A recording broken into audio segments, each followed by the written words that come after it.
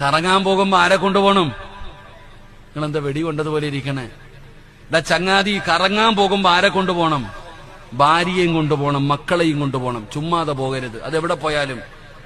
അപ്പൊ അതെങ്ങനെ ഇവളെയും കൊണ്ട് പോയിട്ട് കാര്യമുണ്ടോ ഉസ്താദെ?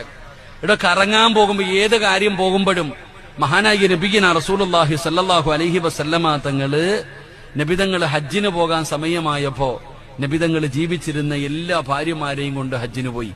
ഒറ്റയ്ക്കല്ല പോയെ. നബിതങ്ങൾ ഹജ്ജിന് പോകുന്ന സമയത്ത് തന്റെ ജീവിച്ചിരുന്ന എല്ലാ ഭാര്യമാരെയും കൊണ്ടുപോയി. ഒറ്റയ്ക്കല്ല പോകേണ്ടെന്ന് അവിടുന്ന് മനസ്സിലാക്കുക. ഹജ്ജിന് പോകുമ്പോഴാണെങ്കിലും ഉംറയ്ക്ക് പോകുമ്പോഴാണെങ്കിലും ഏത് കാര്യത്തിനാണെങ്കിലും പോകുമ്പോ കുടുംബസമേതമാ പോകേണ്ടത്. അള്ളാഹു ഇന്ന് വിളിക്കുന്നത് സ്വർഗത്തിലേക്ക് വാ, കുടുംബസമേതം വാ. അള്ളാഹു വിളിക്കുന്നത് സ്വർഗത്തിലേക്കും വാ, കുടുംബസമേതം വാ.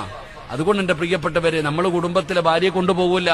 ഭാര്യയെ കൊണ്ടുപോയാൽ പറ്റത്തില്ലല്ലോ, കറങ്ങാൻ പറ്റത്തില്ലല്ലോ, അടിച്ചു വിളിക്കാൻ പറ്റത്തില്ലല്ലോ. അപ്പൊ പിന്നെ കൂട്ടുകാരൻ അവനാകുമ്പോ എന്തിനും കൂട്ടാം. അള്ളാഹു നമ്മളെ കാത്തിരക്ഷിക്കുമാറാകട്ടെ. ആമീൻ പറ. അള്ളാഹു കാത്തിരക്ഷിക്കുമാറാകട്ടെ.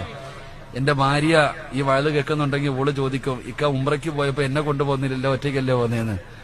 ഞാൻ പറഞ്ഞത് അങ്ങനെ ചോദിക്കുന്നില്ല. ഞാൻ പറഞ്ഞത് എന്റെ പ്രിയപ്പെട്ടവരെ, പോകുമ്പോ ഭാര്യമാരെ കൊണ്ടുപോകും.